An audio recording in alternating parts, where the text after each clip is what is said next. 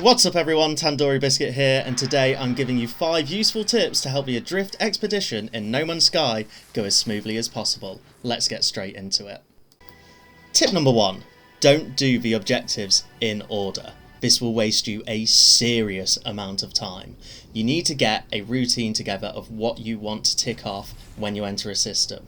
My personal routine is, I'd firstly click on the It's Alive objective.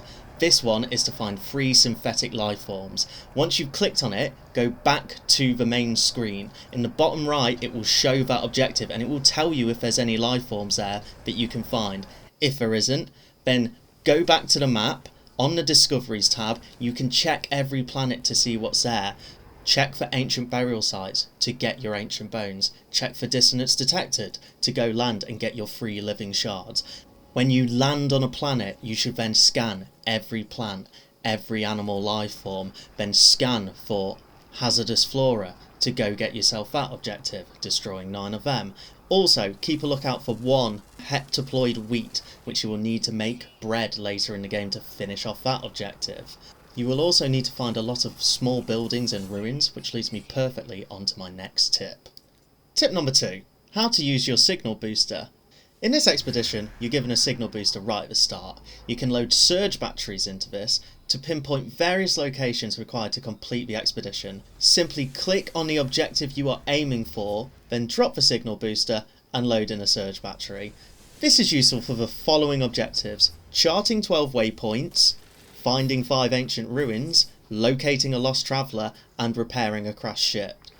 Again, it is important to actually select the objective in the expedition menu that you are trying to complete in order for the option to actually appear for you to load a surge battery in to say, find a ruin. If you're not on the right objective, you will not have the option to find what you are looking for. One thing of note is, do not be a dumbass like me and try to load more than 1 surge battery into this at a time. It will simply waste your surge battery and point you to the building you have already found. The safest way to do this is just do 1 building and 1 ruin per system. You're going to visit plenty of systems on this expedition and be able to cover all these off in enough time. Finally, one more mistake to avoid. Pick up your signal booster after you use it every time. Although it doesn't cost a lot to build, it's going to get fucking annoying to keep rebuilding one, as I found out. Tip 3. Use the Galactic Trade Network. Make sure every time you visit a system, if it has a space station, go there. They will always have a Galactic Trade Network in there, tucked away in the right hand corner. You can use this to skip ahead a few objectives. For instance, I managed to buy an early emergency signal scanner so that I could go do the derelict freighter before doing the sunken freighter mission. This allowed me to get loads of sodium and oxygen, and the oxygen very useful when dealing with sunken freighters.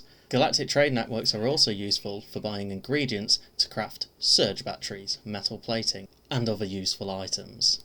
A little side tip off the back of this: if you're struggling for units, have a look at the objective rewards. Some of them will reward random multi-tool upgrades, and these have chance to turn into very powerful scanner upgrades, which will give you plenty of units for your flora scans and your animal scans. You can also sell larval cores, which you will get from completing the Whispering Eggs objective. These sell for a very high unit price. Tip 4. How to gather nanites quickly. One of the objectives is to gather 1600 nanites. While this might sound like a lot, it's a lot easier to gather than you would think it is. However, here's a few little tips to help you get there quickly. The larval cores, which I did say you could sell for a high unit price, you can also process in your processor for 50 nanites a pop. This quickly will chip away, as you have to gather 16 eggs anyway, which is 800 of your 1600 nanites. Also, in the derelict freighter mission, you will get a choice between 3 options. One of them is nanites, and you will get between 500 and 600 nanites alone.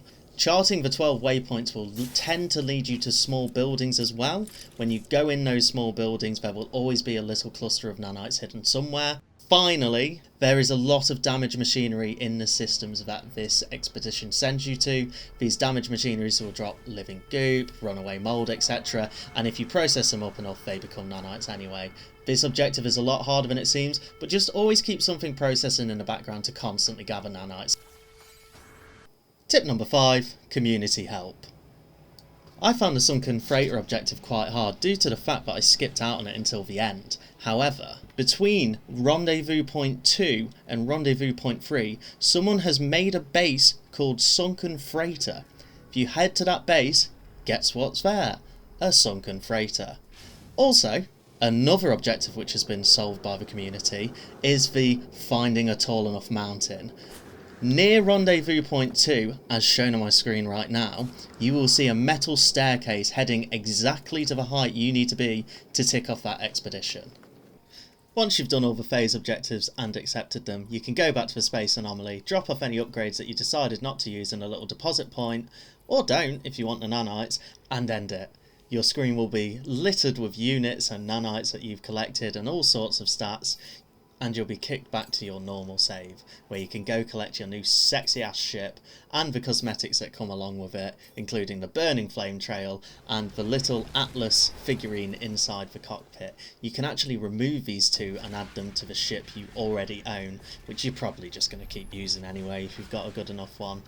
Thank you for watching this video all the way to the end. If you enjoyed it, drop it a like. If I've missed any tips, drop them in the comments to help your fellow travellers out. And if there's a red circle around my profile picture, it means I'm live and you can come watch me be a dumbass at that very second. Thanks again for watching. I really appreciate everything. And guess what? We're back, baby!